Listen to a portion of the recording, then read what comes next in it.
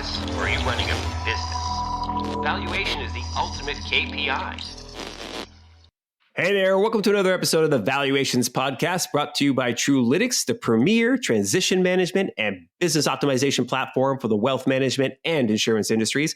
My name is Mike Langford, and I'm the host of the Valuations Podcast. And this week, I have some really exciting news to share with you. Truelytics won the Allianz Field Advisory FinTech Pitchfest last week. It's a huge honor. Very exciting to see that news. And for me, it's really not surprising, frankly. I've seen Jeremy, who did the pitch. I've seen him pitch several times.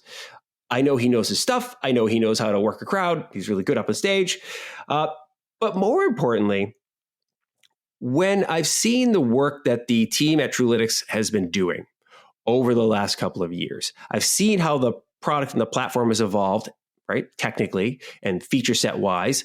That's all good. But what really is making a huge difference, and where I think Truelytics is really setting itself apart from other fintech players in the space, is the notion that this team knows the business like nobody else, right? You have senior leadership that has incredibly deep and broad experience in the industry. You have Jeremy, who really knows his stuff from a digital product and innovation and customer experience, user experience perspective, right? You've got incredibly knowledgeable people like Carla McCabe running the professional services and transition succession planning space. So really, really smart people on the tech side as well. But all of those people are not just like staying in their lane with kind of blinders on, right? Everybody's going really wide and deep and getting to know people at every broker dealer you can imagine, every insurance firm you can imagine, talking to advisors, agents, talking to practice management professionals, talking to other businesses who even kind of sort of compete with Truelytics to lead the industry, right? Knowing that if we talk and interact with each other and kind of share some learnings, that we can rise all boats, that kind of rising tide lifts all boats type of thing, because the industry is experiencing a rapid period of transition, right? We know that over 40% of advisors are going to be retiring in the next 10 years. That's a lot of humans that are going to be moving on. And that means there's going to be a lot of new humans coming into the space. There's going to be a lot of moving parts. And Truelytics is right there in the mix of things to make sure that that goes off without a hitch and that people have great experiences during that process. So really excited. Doesn't surprise me in the least that Truelytics came away with a win. So congratulations, Jeremy, Terry, Carla, Kevin, Casey, everybody. Congratulations there at the team. Okay, for today's show, before we dive in, one more little before we dive in thing, we may be changing the name of the show from Valuations Podcast to something else, because we've been having some internal discussions here about the branding and really thinking about, do we only want people to think about Truelytics in terms of valuation? And the answer is no, even though that we still do believe that valuation is the ultimate KPI for your business, right? That everything you do in your business is going to either increase the valuation of your business or decrease the valuation of your business. That's just kind of common sense. However, the reality is, if you are running a business today, valuation might not be the thing that's top of mind. You might be thinking of some other business optimization concepts, right? How do we improve our business in terms of when we compare it to the peers? You might be thinking about things like transition management or succession planning. And while valuation will certainly come into play for that, that's not always going to be the thing that is top of mind for you. And we didn't want people to only think that this podcast is just going to be talking about valuations, right? We certainly will cover some of that content here on the show. We have in the past. But as you know, if you've listened to more than one episode, and if you listen to this episode, that's not all we're talking about here, right? And so I hope that as we change the name, and we haven't 100% nailed that down just yet. So if you have suggestions, send it in, mike@truelytics.com or valuations@truelytics.com. Either one will get to me. We're still doing a little bit of brainstorming. We have a couple of ideas, but we'll get to those. So look out for that. It very well may be in next week's show you might have a new name of the podcast. Okay, so today's show, I have a special guest. His name is Jeff Concepcion. He is the founder and CEO of Stratos Wealth Partners, and they're doing some really interesting things in that they're trying to take a different approach to a wealth management firm in terms of what they're offering advisors. And I'm going to let Jeff share the story with you. But to me, I found it very interesting because as a student, if you will, of the space, I've seen a lot of different incarnations of firm structure and the support that firms offer individual advisors. And I will say that as Jeff told the story, and as I've gotten to know Jeff and Stratos Wealth team, and I've seen some stuff on their website. You can check it out, stratoswealthpartners.com. They're doing some interesting stuff that is worth taking note. And you may want to emulate some of this stuff in your own business to help your advisor succeed. And kind of it builds on some of this topic that we've had in the last several episodes, right? Of really investing in the talent of your firm, really making sure that your firm is easy to work for, as we talked about in last week's episode. So I really think you're going to enjoy the show.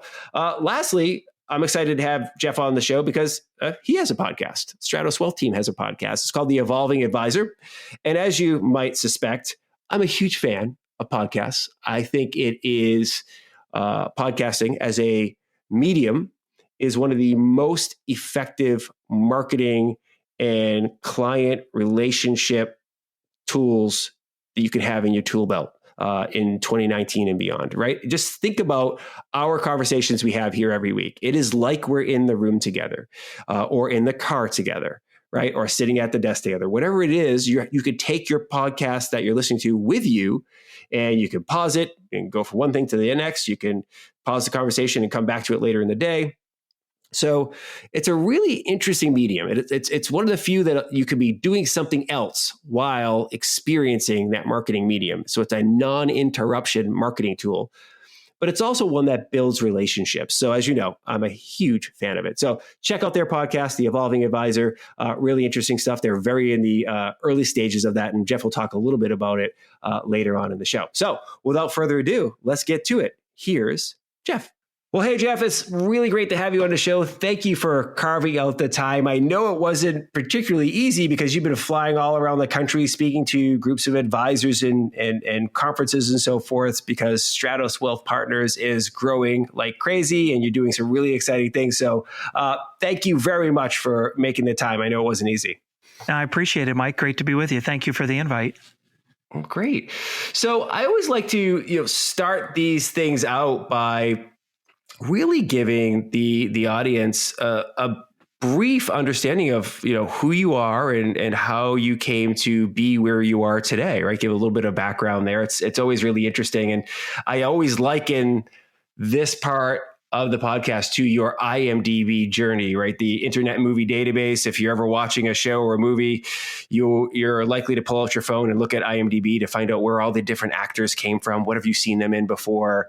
What other projects they have coming up and so forth. So maybe we could kind of give that overview for yourself. Like, how did you come to create Stratos Wealth Partners, and what were you doing before that?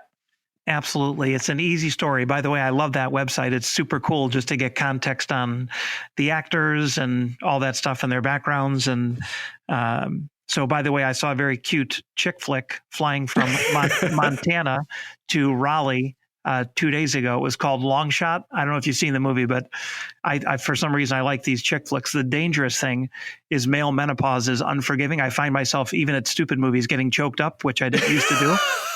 So I know there's something going on and I'm just trying to accept it, but it was a real cute movie. It was Seth Rogen and Charlize, I don't know how to Theron. Yeah. But I love IMDb. So my IMDb is a short one. I've really only had 2 real jobs. I assume you don't count Burger King or driving a truck or bouncing in a nightclub in Hartford, Connecticut. So, wait a minute, I want to hear about these. This is great. it would be Patrick Swayze like. I walked in and I'd been involved in martial arts for a long time, and I walked into the 3 largest nightclubs in the city of Hartford because a friend of mine referred me, and I asked the manager, "Are you hiring?" He said, "No, we don't need any cocktail waitresses," was his response to me. At 165 pounds, I didn't look particularly intimidating, although I was there for 3 weeks and I was the head bouncer of all 3 nightclubs for 3 more years following. So, but I don't think that's what you meant by my IMDb background. So, but a little bit of the background here is don't mess with Jeff is what we're hearing. Now he's a lot older and slower. In the day, I would have said that. Now I sleep with a nightlight, so I think I'm less formidable than I was in my youth. So that's great. My career started with Cigna Financial Advisors, which became SageMark Consulting, which became Lincoln Financial Group. So I never really left. I spent 23 years at one shop. I relocated from Connecticut, where I spent my first year there in a kind of a headquarters role, into the field to build a financial planning practice a long time ago. That would have been in 1988. And have really been an advisor. And then I kind of ran that office in Cleveland where I was relocated, ran a few offices, ran a state, ran a few states. I ran the eastern third of the United States, one of 3 people that ran the whole country, all the while maintaining a practice. Ended up joining the executive committee, bought Jefferson Pilots broker-dealers. And so we had a number of different distribution channels, and myself and 5 other folks, I believe, sat on the executive committee. Story for another day, and probably with an adult beverage involved, but basically fired for cause and thrown out very unexpectedly. www.finra.org would show the outcome. It was deemed that it was an improper termination, and so on. Kind of a complicated story, but long story short, it was a great. I probably would have never left. I'd been there since I was 19 years old in an internship in college. A tremendous amount of loyalty, despite all the changes in the shop. I probably would have never left, and being thrown out was a great catalyst to say, hey, I want to work for myself and start a shop. So 23 years at Lincoln Financial Group and its predecessors, and now we just had our 10th anniversary at Stratos. So that's kind of the short background of my 2 professional jobs that can be disclosed beyond bouncing, driving trucks, and making burgers. That's fantastic. What's really interesting about that to me is, and I love the fact that this is why we start with this question, by the way, right? Is because the little interesting nuggets come up, that the fact that some form of traumatic event, if you will, career traumatic event happened, wasn't the end. It was actually a new beginning, right? It was kind of, like you said, the catalyst to start something new and exciting.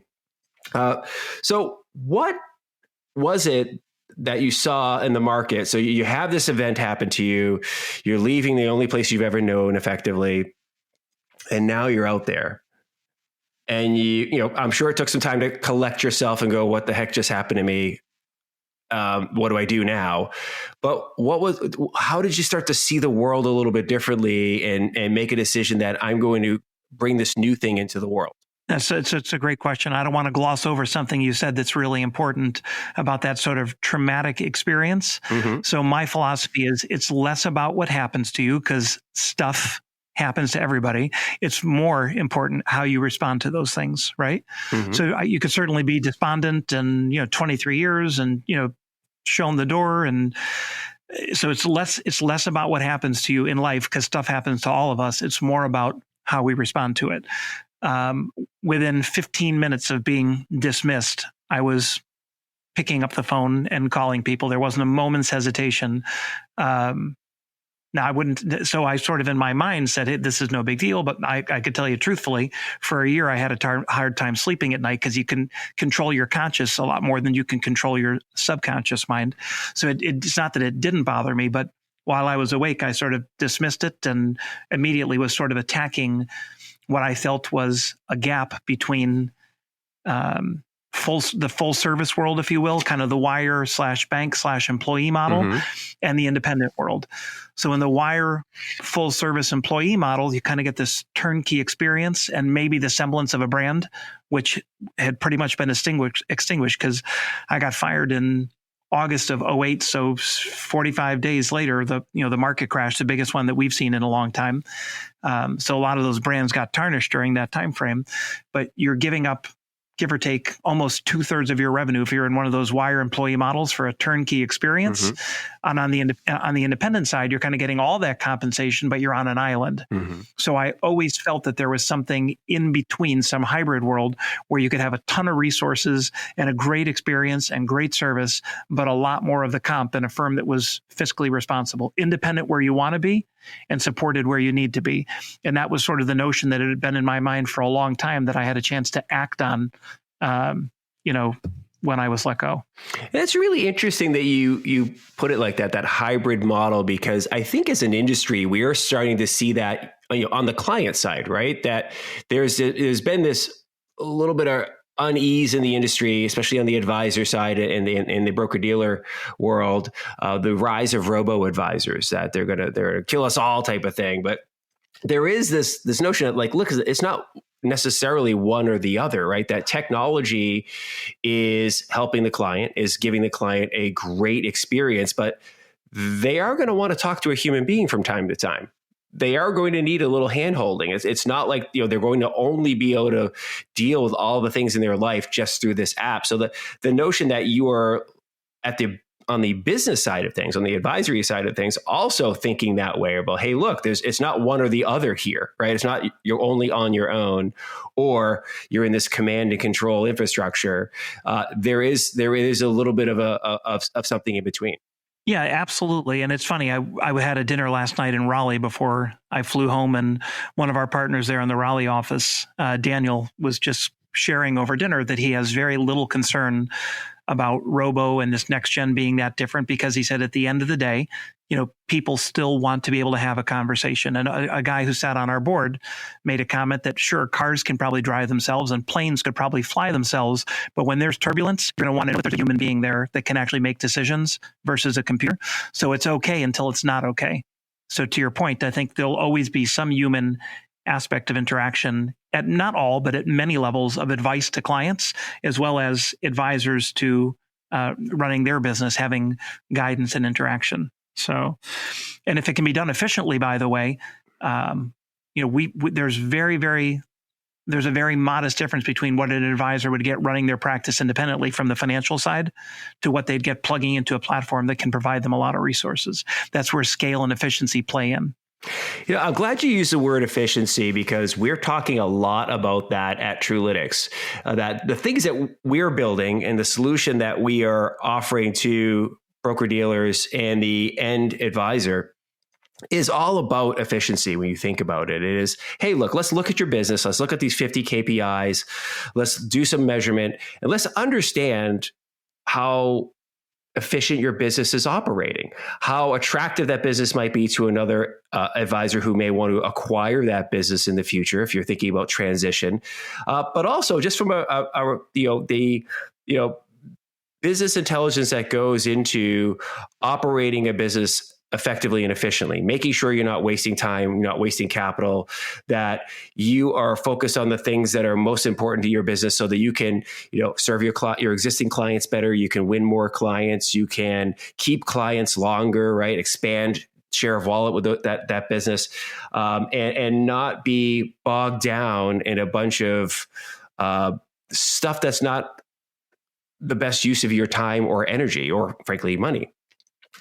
So I was really interested, as I spent some time on your site, and you and I had kind of that prep call. We talked a little bit about things that, you mentioned that many advisors are feeling a bit overwhelmed about the aspects of, being a business owner, frankly, right? That, many advisors get into the business. They almost feel like it's a job, right? They're a salesperson. They're going out there. They're building their book. They're developing relationships. But at some point in time, they hit this place where, oh, I've got a business here. But many of them aren't necessarily prepared or overly excited about taking on ownership of all the things that you need to do to run an effective business. And so I wonder if you could kind of expand on that, and how you and the team there at Stratos are helping advisors and why that's important to them. Yeah, there's a lot of discussion today. I was in Montana on Tuesday with an interesting little group that assembled just to share ideas for the day. I didn't even understand what the agenda was, but my nature is typically to say, I look for reasons to say yes as opposed to no. So I didn't even know what the agenda was. It just sounded like there would be a lot of sharp folks there. And in that conversation on Tuesday at Big Sky, Montana, which is absolutely stunning, by the way, I'm not sure that if I'd been there, I think it was 30 years ago. So at that conversation and at many other conversations, and kind of where you're taking this now, Mike, is this notion of an advisor versus a CEO or a business owner, right? And to me, the differentiation between the two is the advisor, when you start off, and I've said this many times, they're wearing 25 hats. Well, the person who 20 years later is still an advisor is probably wearing 18 hats. They're still doing a lot of stuff. They're mired in that stuff. And that stuff kind of creates this ceiling of complexity that they can't really grow beyond.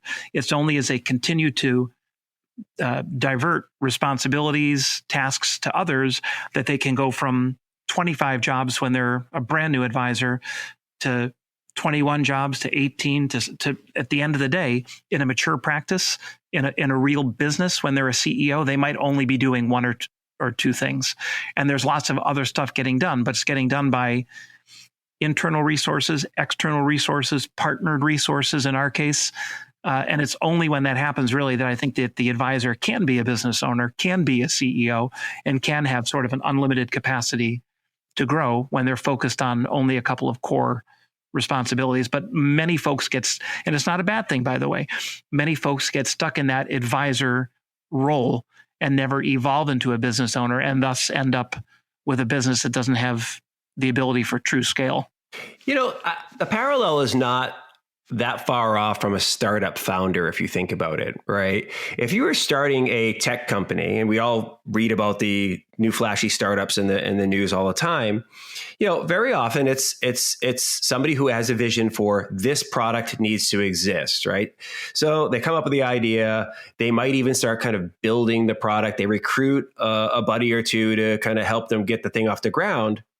But to your point, in those very early days, they're doing everything, right? They're not only they coding, they're trying to design their website, they're trying to raise money, they're trying to hire, they're doing everything. And to your point, at a certain point, though, if that founder of that business is going to be able to grow the business and stay with the business, he or she is going to have to be able to let go of certain tasks, as you will, right? They're going to have to let somebody else do HR. They're going to have to let somebody else do marketing. And yes, they'll have a overview perspective of it, but they're going to have to be able to rise up and allow people who are really, really good, best in class, if you will, to do those tasks, allow them to do it. And that's the reason why, like here at Truelytics, we talk about making that transition from running a practice to running an actual business, like you say, being a CEO of a business.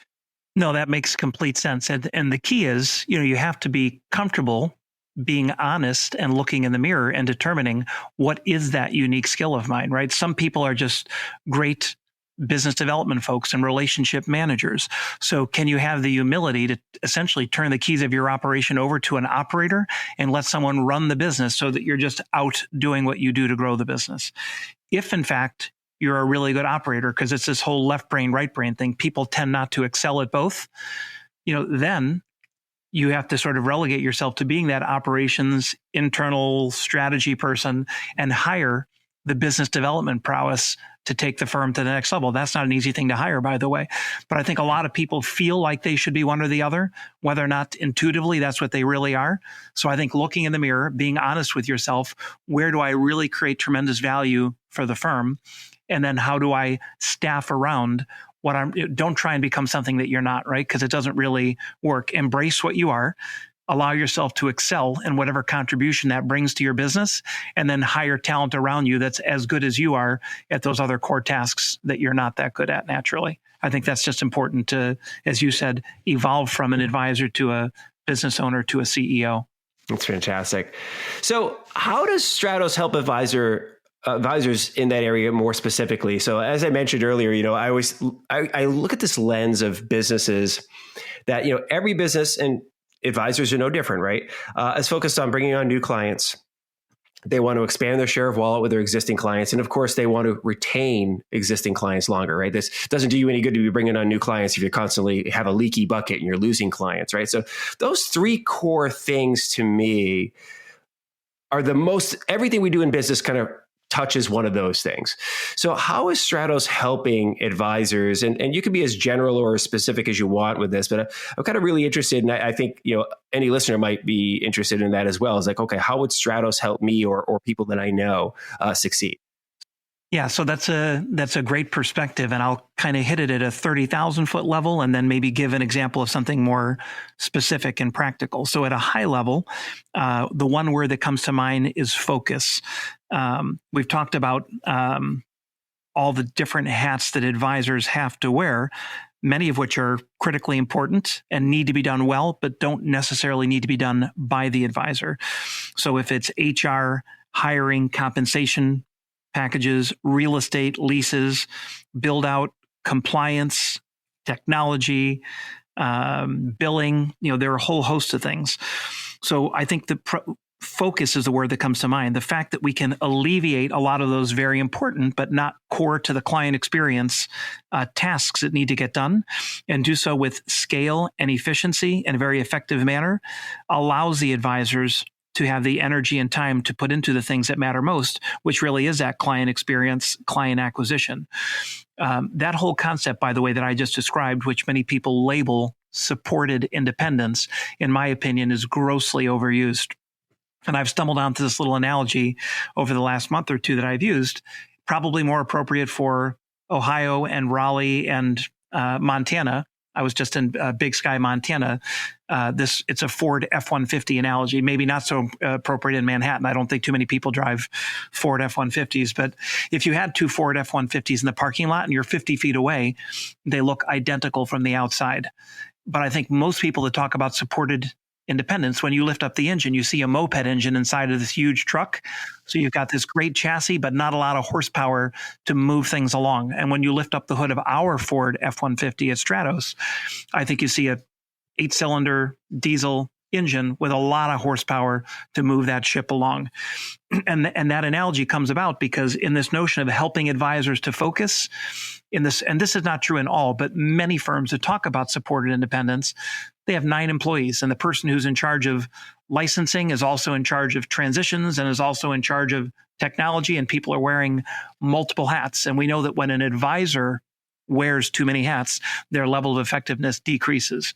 So when we talk about a business services and transitions team, and there are 7 bodies, or a tech department, and there are 8 bodies there, it's not only supported independence to help the advisors focus, but there's substance behind that concept of supported independence. There are real bodies with real skills completing real tasks.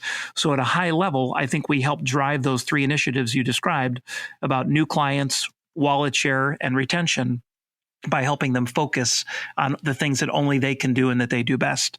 To get more granular, we like to migrate from where most firms like us spend their time, which is mid-office, maybe a bit of back office and mid-office, to front office.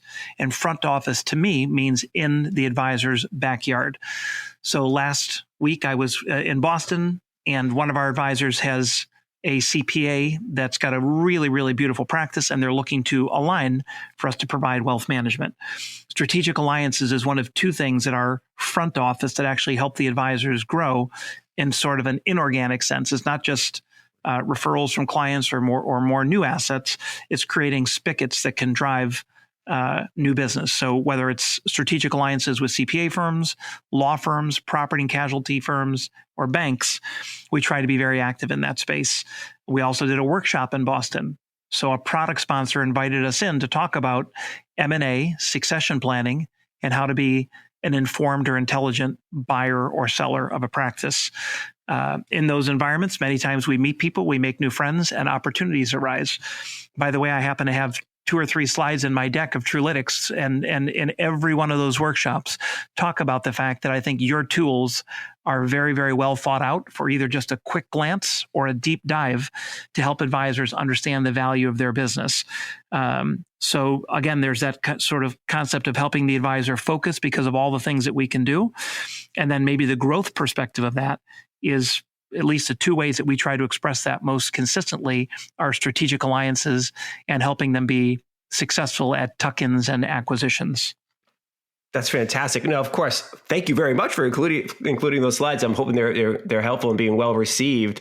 The thing that you said that really jumped out at me is the fact that you're not just checking the box to say we do this or we do that. You're actually investing in the process of actually making those things happen. We see it a lot of times with service providers where they'll say, oh yeah, we can help you with your marketing, or we can help you with your tech stack.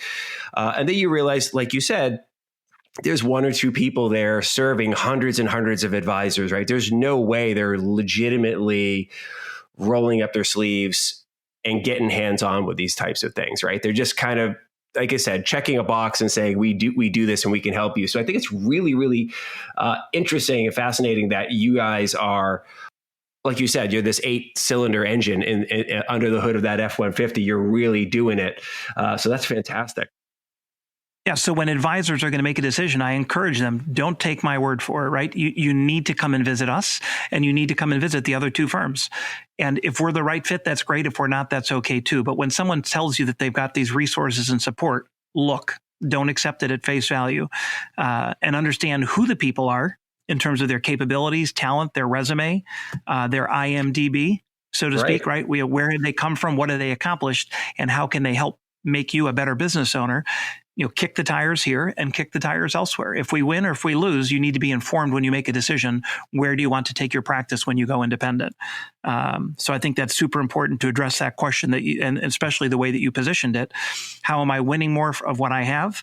How am I retaining what I have? And how am I finding new ways to grow? They need to understand specifically how different potential partner firms can drive those key objectives. That's fantastic. So one of the things you're doing that I think is really innovative, and I say innovative, not quite in air quotes, but innovative for our space, I guess, is where it would come in, because not every firm does it. And frankly, a lot of firms are afraid of this concept, is that you've recently launched the podcast. And obviously, I'm a huge fan of podcasts. Here we are on a podcast together. I love the podcast. I love the style of what you're doing.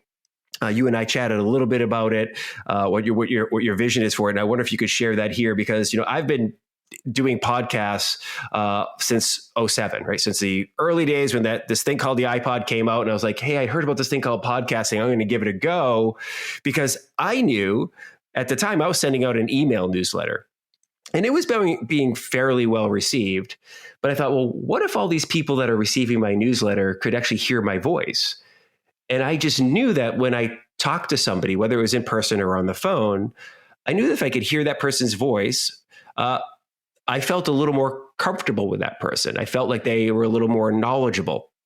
And very frequently, I like to talk about, we all hear people do business with those they know, like, and trust.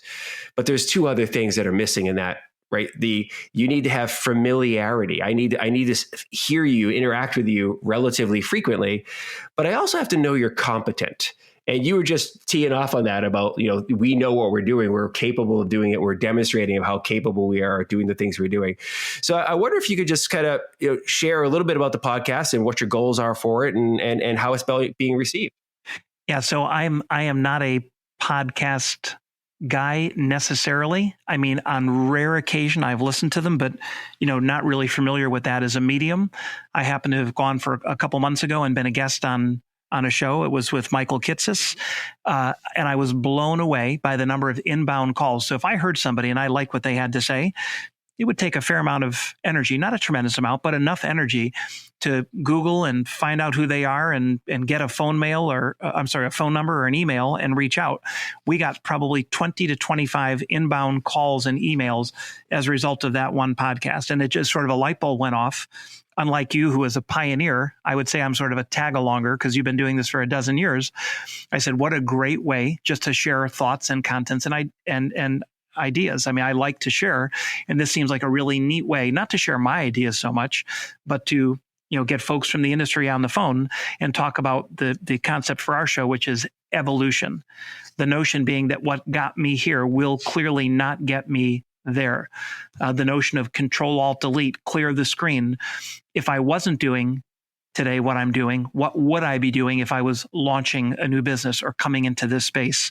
What's still relevant and what needs to change? So this whole concept evolution, to me is really intriguing when you get into the wealth management space. What are clients demanding? What technologies are available?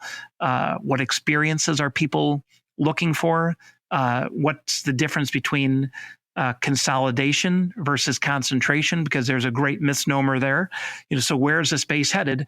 And hearing from some of the brightest and the best, their views about where the space is headed in any of those realms, to me, was a topic that would be fun to share, and a podcast. Again, I had this epiphany, not a bad way to, again, share ideas with a lot of folks. So it's super cool. And I would, congratulate you. That's incredible that you've been doing it for a dozen years. Very, very cool. It's very rewarding, but it's also, on the selfish side, if you want to call it that, what I individually get out of it too is it's somewhat, therapeutic, if you will, where you're talking with other people, or even if you're sharing your own ideas, it's just you and the microphone. It helps you articulate your ideas a lot better, right? It's different than writing. Writing, it serves its purpose, and a lot of people consume content via writing. But the thing about the podcast is, that at some point somebody is actually sitting there with you, that you're having a conversation with another human being, and they might be listening to you in their car, at their desk, in their ear pods as they're walking around their house, doing housework or whatever. But that you are kind of there with the person. So it really just takes another shape, if you will, and amplifies your connection with people. So your podcast is called the Evolving Advisor Podcast. Where they can find it on the website, which is stratoswealthpartners.com. Is it on iTunes and other places as well? I believe it's on iTunes and Spotify. I think if they just Google, it'll show the different ways that they can identify it. By the way, the one thing that's unique and funny that I didn't mention, embraced by some and shunned by others, is this notion that every episode ends with podcast karaoke. So the guest has to sing a song. And I will say that some folks have been more cooperative than others, but we've coerced virtually everyone to participate, which is kind of funny. Just a sort of a silly way to end, hopefully a lot of good content, and then just to end on a light note. Oh, I kind of feel like I need to get on your podcast at some point in time. Absolutely. If I got to find a song that I know I can just nail it and feel like I'm going to live on forever in this song. This is fantastic. That's hysterical. I've actually never done karaoke, and at some point in time, I know I'll be goaded into doing it, but I have this little bit of I've got to figure out what's my jam, right? What's the song that you'd go and you'd have a blast doing it, but you also know that even if for some reason you drop your glasses and you can't read the screen, that you could just kill it. I got to figure out what that is. So start working on the song, because we're going to make that dream come to life with your broadcast of your podcast karaoke song. That's fantastic. Well, very cool, Jeff. This is wonderful to have you on the show. How else can people, so I mentioned stratoswealthpartners.com is the website. How else do people reach out to you and connect with you individually and the firm? I suspect LinkedIn. Mm-hmm. Through email, which I suspect is on the website. And I think my cell phone's on there too. But in every one of these workshops I do, I give out my cell phone. And if somebody wants to pick up the phone and chat, I'm a student of the business. I love the industry and I love to talk shop. So I'm happy to give out my cell phone if you think that's appropriate. Well, that's completely up to you. Yeah, absolutely. If you want to, we'll take it. Yeah, it's 216-469-7007. People kind of chuckle in the workshop when, I say my cell phone is X. They said, but I love it when someone's especially because a lot of these workshops are about succession. We've stopped people from making some really, really poor decisions. And it's not a 45-minute call. It's 10 minutes just to kind of give them the notion that they're on track or they're not about a move. And in this particular case, it's about an acquisition. Typically they're buying or selling.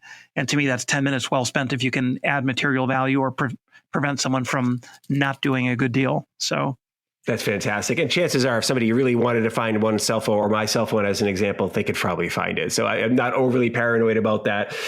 That's fantastic. Great. Well, I've really enjoyed having you on the show, Jeff. I'm looking forward to someday in the future getting on your show and ripping my karaoke appearance. It's going to be great. Thank you again, and I hope you have a wonderful day. Thanks, Mike. It was a lot of fun. Much appreciated. All right. Huge thanks to Jeff Concepcion and the team at Stratos Wealth Partners. Everybody was a very big help in making this episode happen. I'm very appreciative. We had a couple of technical difficulties, as is the case frequently when you're recording remotely with somebody. It's bound to happen, right? Be patient when it does happen. And I really do appreciate the stick-to-itiveness everybody had to make sure that this went off without a hitch. If you get a chance, go check out their podcast as well, The Evolving Advisor. That'd be great. Really interesting podcast concept. And they're in the early days of their podcast. So check it out for them. And then, as always, send in your topics. This show is for you. Always love to hear from you and hear what you might want to hear about, or what's going on in your business. What are you trying to grow through? And maybe we can tackle that topic. Then lastly, tell a friend, right? Make sure you let a colleague know you're enjoying this podcast and they should give it a listen. Like and share it via iTunes, Stitcher, SoundCloud, Spotify, Google Play, wherever you get your podcast jam on. We are there with you. And of course, you can just come to the Truelytics.com site and click on the podcast there. All right. Hope you're having a great day. And we will talk to you next time on the soon to be renamed Valuations Podcast. See ya. Bye.